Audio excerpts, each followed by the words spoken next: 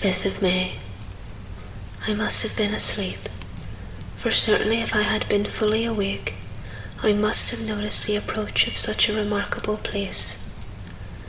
In the gloom, the courtyard looked of a considerable size, and as several dark ways led from it under great round arches, it perhaps seemed bigger than it really is. I have not yet been able to see it by daylight. When the calèche stopped, the driver jumped down and held out his hand to assist me to alight. Again, I could not but notice his prodigious strength. His hand actually seemed like a steel vice that could have crushed mine if he had chosen. Then he took out my traps and placed them on the ground beside me as I stood close to a great door, old and studded with large iron nails and set in a projecting doorway of massive stone. I could see, even in the dim light, that the stone was massively carved, but that the carving had been much worn away by time and weather. As I stood, the driver jumped again into his seat and shook the reins. The horses started forward, and trap and all disappeared down one of the dark openings. I stood in silence where I was, for I did not know what to do. Of bell or knocker there was no sign. Through these frowning walls and dark window openings, it was not likely that my voice could penetrate. The time I waited seemed endless, and I felt doubts and fears crowding upon me. What sort of place had I come to, and among what kind of people? What sort of grim adventure was it on which I had embarked? Was this a customary incident in the life of a solicitor's clerk sent out to explain the purchase of a London estate to a foreigner? Solicitor's clerk. Mina would not like that. Solicitor. For just before leaving London, I got word that my examination was successful, and I am now a full-blown solicitor. I began to rub my eyes and pinch myself to see if I were awake. It all seemed like a horrible nightmare to me, and I expected that I should suddenly awake and find myself at home, with the dawn struggling in through the windows, as I had now and again felt in the morning after a day of overwork. But my flesh answered the pinching test, and my eyes were not to be deceived. I was indeed awake and among the Carpathians. All I could do now was to be patient and to wait the coming of the morning. Just as I had come to this conclusion, I heard a heavy step approaching behind the great door, and saw through the chinks the gleam of a coming light. Then there was the sound of rattling chains, and the clanking of massive bolts drawn back. A key was turned with the loud grating noise of long disuse, and the great door swung back. Within stood a tall old man, clean-shaven save for a long white moustache, and clad in black from head to foot, without a single speck of colour about him anywhere. He held in his hand an antique silver lamp, in which the flame burned without chimney or globe of any kind, throwing long quivering shadows as it flickered in the draught of the open door. The old man motioned me in with his right hand, with a courtly gesture, saying in excellent English but with a strange intonation, "Welcome to my house. Enter freely and of your own will."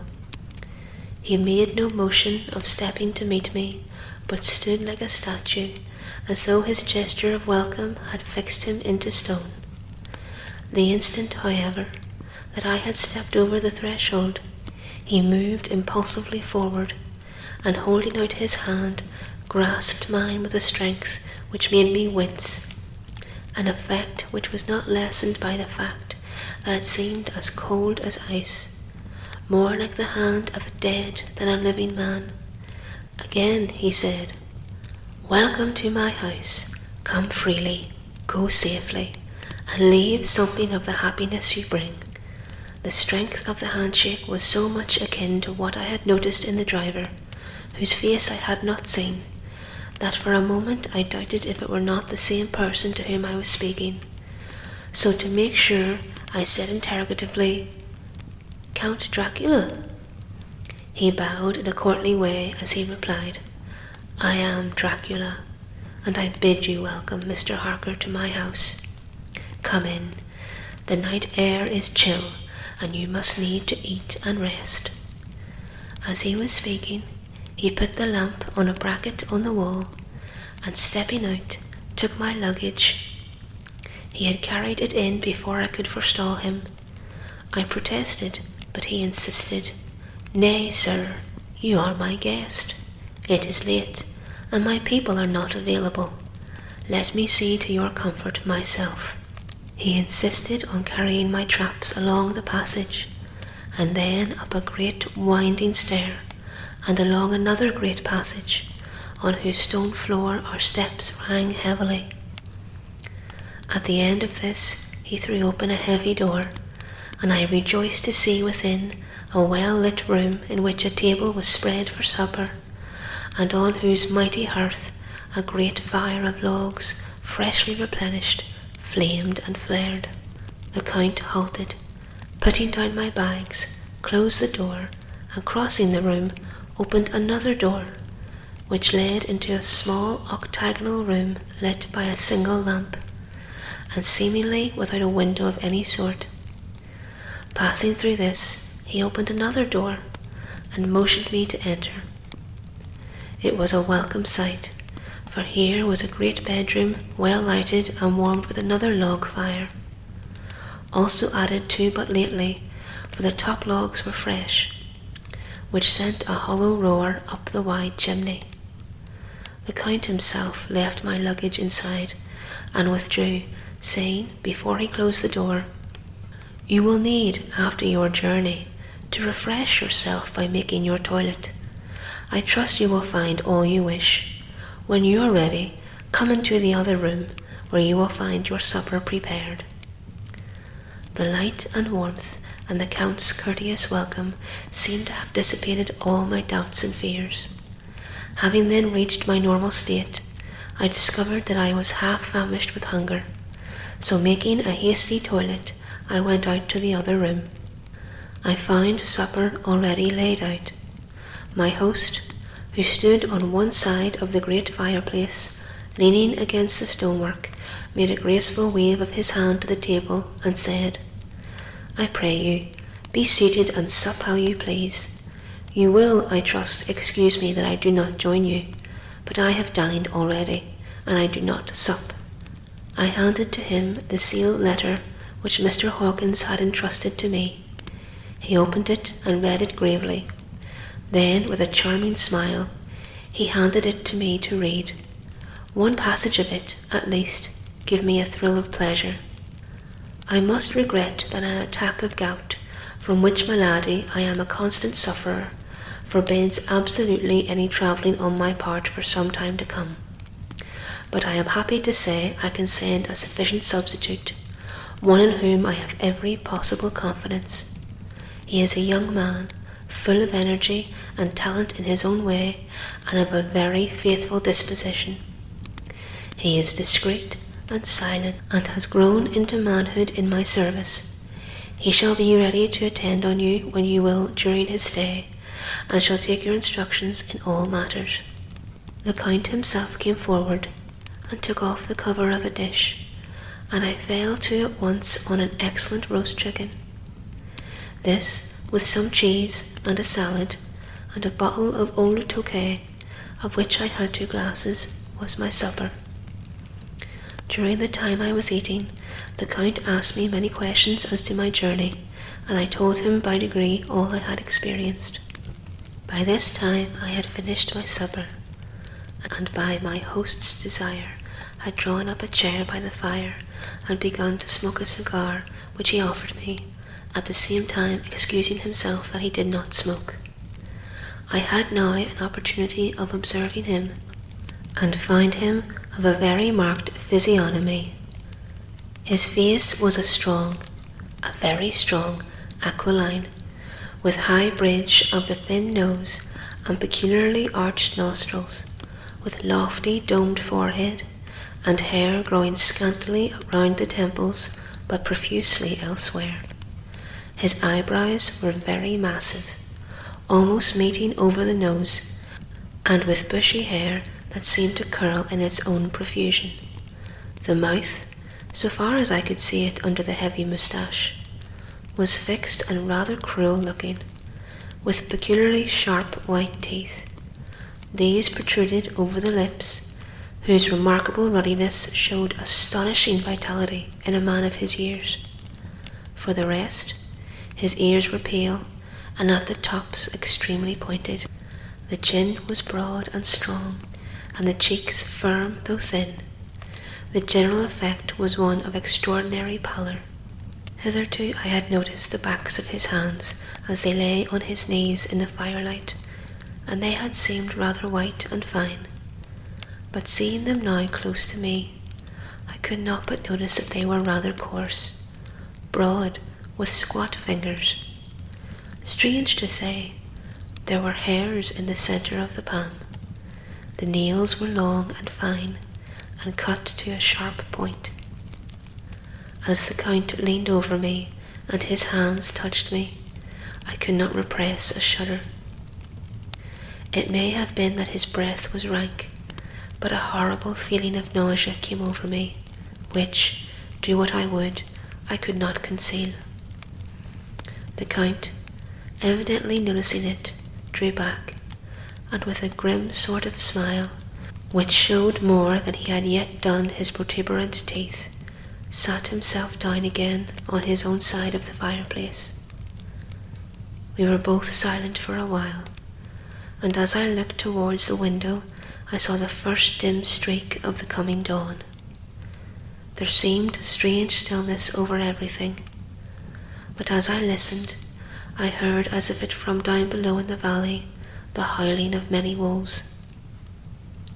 The Count's eyes gleamed, and he said, "Listen to them, the children of the night. What music they make!"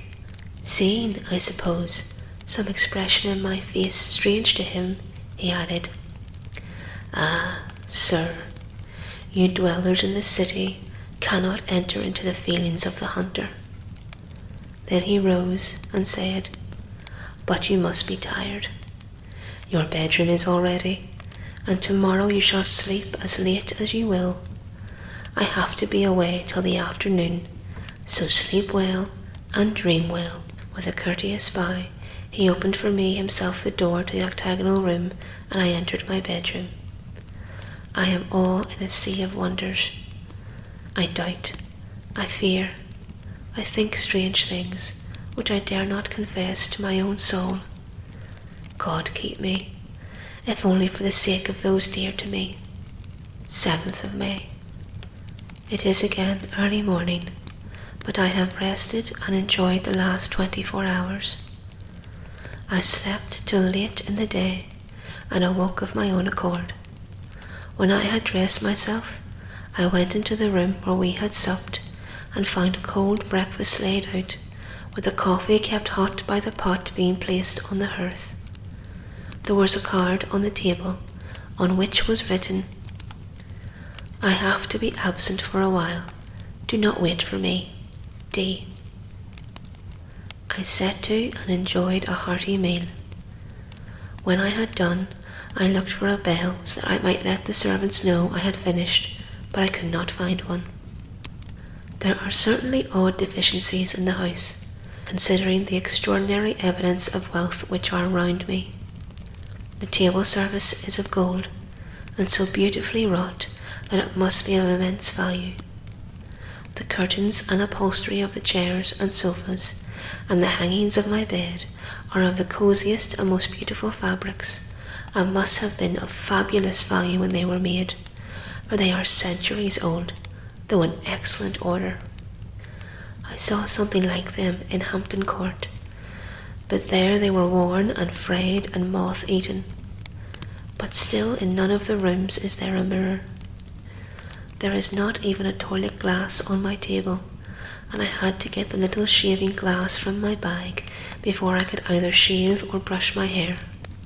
I have not yet seen a servant anywhere, or heard a sound near the castle except the howling of wolves. Some time after I had finished my meal, I do not know whether to call it breakfast or dinner, for it was between 5 and 6 o'clock when I had it. I looked about for something to read, for I did not like to go about the castle until I had the Count's permission.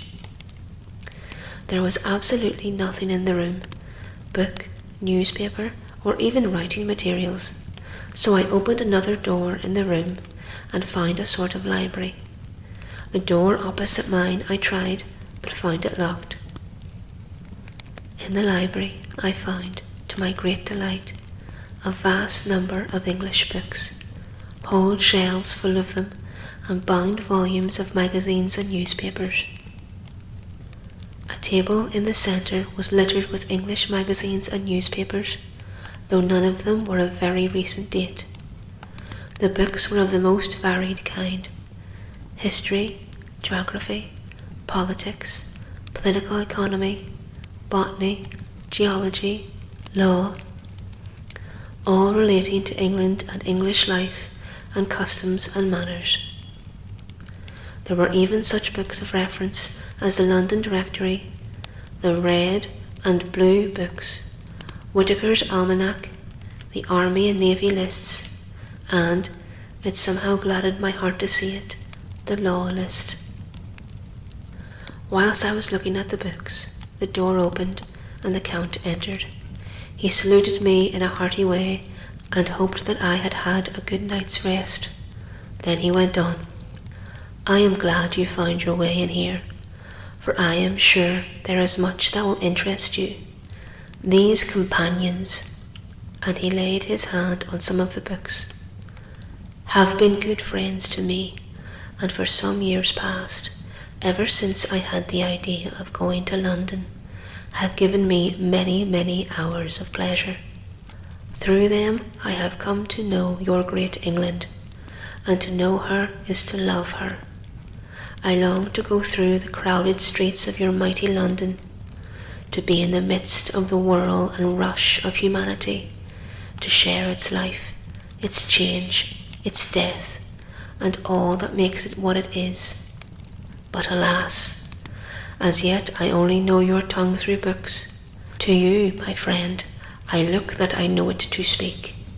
"But Count," I said, "you know and speak English thoroughly."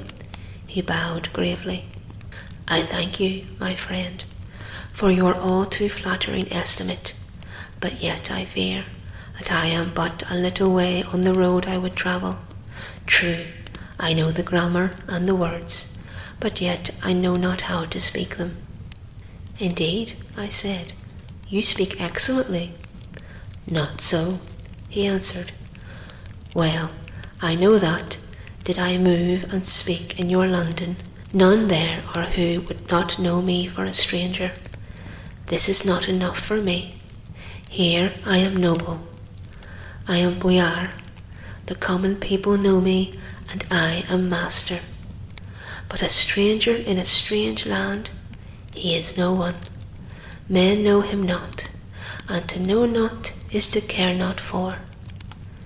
I am content if I am like the rest, so that no man stops if he sees me, or pause in his speaking if he hear my words.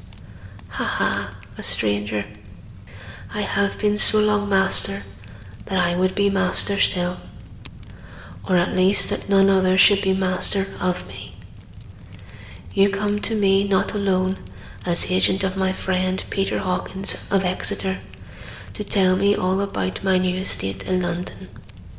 You shall, I trust, rest here with me a while, so that by our talking I may learn the English intonation, and I would know you tell me when I make error, even of the smallest in my speaking. I am sorry that I had to be away so long today, but you will, I know, forgive one who has so many important affairs in hand." Of course, I said all I could about being willing, and asked if I might come into that room when I chose. He answered, "Yes, certainly," and added, "You may go anywhere you wish in the castle, except where the doors are locked, where of course you will not wish to go. There is reason that all things are as they are, and did you see with my eyes and know with my knowledge, you would perhaps better understand." I said I was sure of this, and then he went on, "We are in Transylvania, and Transylvania is not England. Our ways are not your ways, and there shall be to you many strange things. Nay, from what you have told me of your experiences already, you know something of what strange things there may be." This led to much conversation, and as it was evident that he wanted to talk, if only for talking's sake, I asked him many questions regarding things that had already happened to me or come within my notice. Sometimes he sheered off the subject or turned the conversation by pretending not to understand, but generally he answered all I asked most frankly. Then, as time went on and I had got somewhat bolder, I asked him of some of the strange things of the preceding night, for instance, why the coachman went to the places where he had seen the blue flames. He then explained to me that it was commonly believed that on a certain night of the year, last night in fact, when all evil spirits are supposed to have unchecked sway, a blue flame is seen over any place where treasure has been concealed. That treasure has been hidden, he went on, in the region through which you came last night. There can be but little doubt, for it was the ground fought over for centuries by the Wallachian, the Saxon, and the Turk.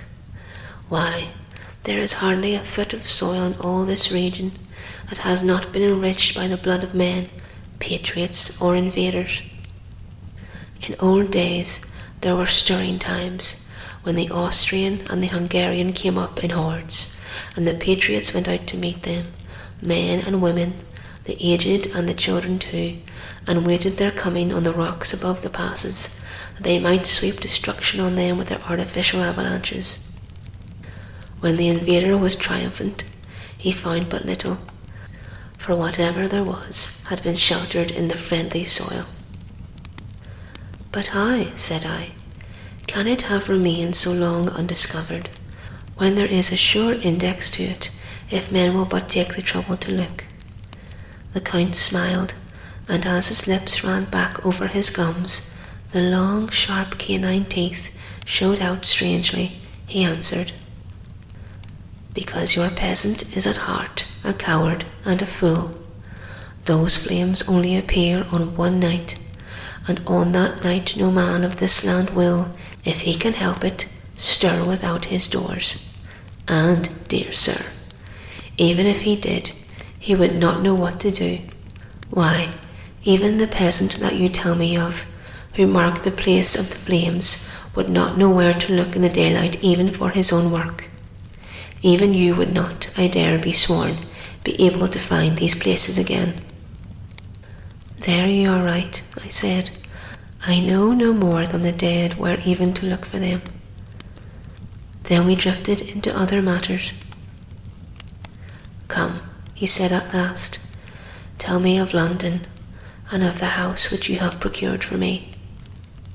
With an apology for my remissness, I went into my own room to get the papers from my bag. Whilst I was placing them in order, I heard a rattling of china and silver in the next room, and as I passed through, noticed that the table had been cleared and the lamp lit, for it was by this time deep into the dark. The lamps were also lit in the study or library, and I found the Count lying on the sofa, reading of all things in the world, an English Bradshaw's Guide. When I came in, he cleared the books and papers from the table, and with him I went into plans and deeds and figures of all sorts. He was interested in everything, and asked me a myriad questions about the place and its surroundings. He clearly had studied beforehand all he get on the subject of the neighbourhood, for he evidently at the end knew very much more than I did. When I remarked this, he answered, "Well, but, my friend, is it not needful that I should? When I go there, I shall be alone, and my friend, Harker Jonathan, nay, pardon me, I fall into my country's habit of putting your patronymic first. My friend Jonathan Harker will not be by my side to correct and aid me. He will be in Exeter, miles away, probably working at papers of the law with my other friend, Peter Hawkins, so." We went thoroughly into the business of the purchase of the estate of Purfleet. When I had told him the facts and got his signature to the necessary papers, and had written a letter with them ready to post to Mr. Hawkins, he began to ask me how I had come across so suitable a place. I read to him the notes which I had made at the time, and which I inscribed here. At Purfleet, on a by-road, I came across just such a place as seemed to be required, and where there was displayed a dilapidated notice that the place was for sale. It is surrounded by a high wall of ancient structure, built of heavy stones, and has not been repaired for a large number of years. The closed gates are of heavy old oak and iron, all eaten with rust. The estate is called Carfax, no doubt a corruption of the old Quatre face, as the house is four-sided, agreeing with the cardinal points of the compass, and contains in all some 20 acres, quite surrounded by the solid stone wall above mentioned. There are many trees on it, which make it in places gloomy, and there is a deep, dark-looking pond or small lake, evidently fed by some springs, as the water is clear and flows away in a fair-sized stream. The house is very large, and of all periods back, I should say, to medieval times, for one part is of stone immensely thick, with only a few windows high up, and heavily barred with iron. It looks like part of a keep, and is close to an old chapel or church.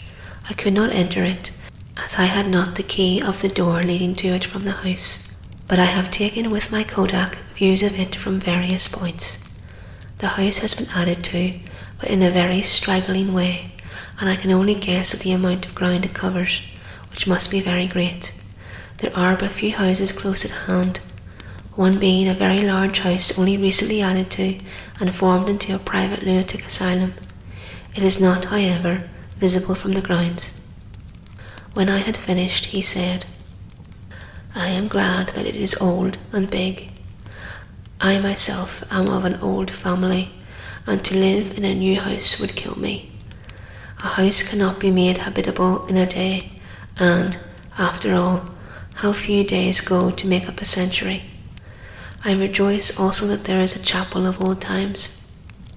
We Transylvanian nobles love not to think that our bones may lie among the common dead. I seek not gaiety, nor mirth, nor the bright voluptuousness of much sunshine and sparkling waters which please the young and gay. I am no longer young, and my heart, though weary years of mourning over the dead, is not attuned to mirth. Moreover, the walls of my castle are broken, the shadows are many, and the wind breathes cold through the broken battlements and casements. I love the shade and the shadow, and would be alone with my thoughts when I may." Somehow, his words and his look did not seem to accord, or else it was that his cast of face made his smile look malignant and saturnine. Presently, with an excuse, he left me, asking me to put all my papers together. He was some little time away, and I began to look at some of the books around me.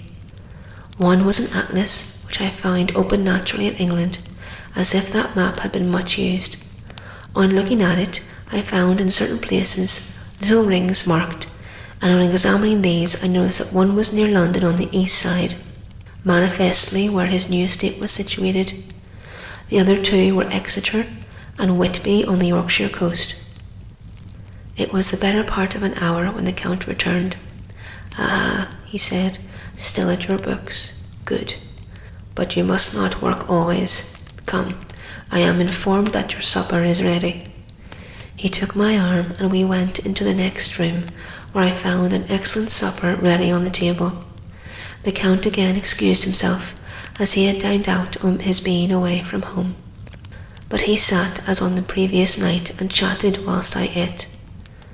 After supper I smoked, as on the last evening, and the Count stayed with me, chatting and asking questions on every conceivable subject, hour after hour. I felt that it was getting very late indeed, but I did not say anything, for I felt under obligation to meet my host's wishes in every way. I was not sleepy, as the long sleep yesterday had fortified me, but I could not help experiencing that chill which comes over one at the coming of the dawn, which is like in its way the turn of the tide. They say that people who are near death die generally at the change to the dawn or at the turn of the tide. Anyone who has, when tired, and tied as it were to his post, experienced this change in the atmosphere can well believe it. All at once we heard the crow of a cock coming up with preternatural shrillness through the clear morning air. Count Dracula, jumping to his feet, said, "Why, there is the morning again. How remiss I am to let you stay up so long. You must make your conversation regarding my dear new country of England less interesting, so that I must not forget how time flies past us." And with a courtly bow he quickly left me. I went into my own room and drew the curtains, but there was little to notice. My window opened into the courtyard, and all I could see was the warm grey of quickening sky, so I pulled the curtains again and have written of this day. 8th of May. I began to fear as I wrote in this book that I was getting too diffuse, but now I am glad that I went into detail from the first. For there is something so strange about this place, and all in it that I cannot but feel uneasy. I wish I were safe out of it, or that I had never come. It may be that this strange night existence is telling on me, but would that that were all. If there were any one to talk to, I could bear it, but there is no one. I have only the Count to speak with, and I fear I am myself the only living soul within this place. Let me be prosaic, so far as facts can be. It will help me to bear up, and imagination must not run riot with me. If it does, I am lost. Let me say at once how I stand, or seem to. I only slept a few hours when I went to bed, and feeling that I could not sleep any more, got up. I had hung my shaving glass by the window and was just beginning to shave. Suddenly I felt a hand on my shoulder and heard the Count's voice say to me, "Good morning." I started, for it amazed me that I had not seen him, since the reflection of the glass covered the whole room behind me. In starting, I had cut myself slightly, but did not notice it at the moment. Having answered the Count's salutation, I turned to the glass again to see how I had been mistaken. This time there could be no error, for the man was close to me, and I could see him over my shoulder, but there was no reflection of him in the mirror. The whole room behind me was displayed, but there was no sign of a man in it except myself.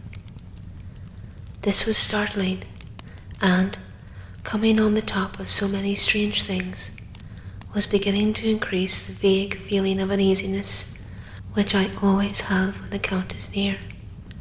But at the instant I saw that the cut had bled a little, and the blood was trickling over my chin. I laid down the razor, turning as I did so half round to look for some sticking plaster.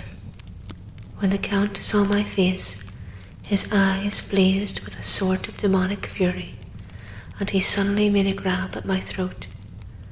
I drew away, and his hand touched the string of beads which held the crucifix. It made an instant change in him, for the fury passed so quickly that I could hardly believe that it was ever there. "Take care," he said. "Take care how you cut yourself. It is more dangerous than you think in this country." Then, seizing the shaving glass, he went on, "And this is the wretched thing that has done the mischief. It is a foul bauble of man's vanity. Away with it." And opening the heavy window with one wrench of his terrible hand, he flung out the glass, which was shattered into 1,000 pieces on the stones of the courtyard far below. Then he withdrew without a word.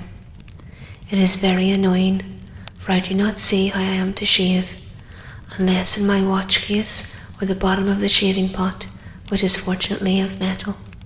When I went into the dining room, breakfast was prepared, but I could not find the Count anywhere, so I breakfasted alone.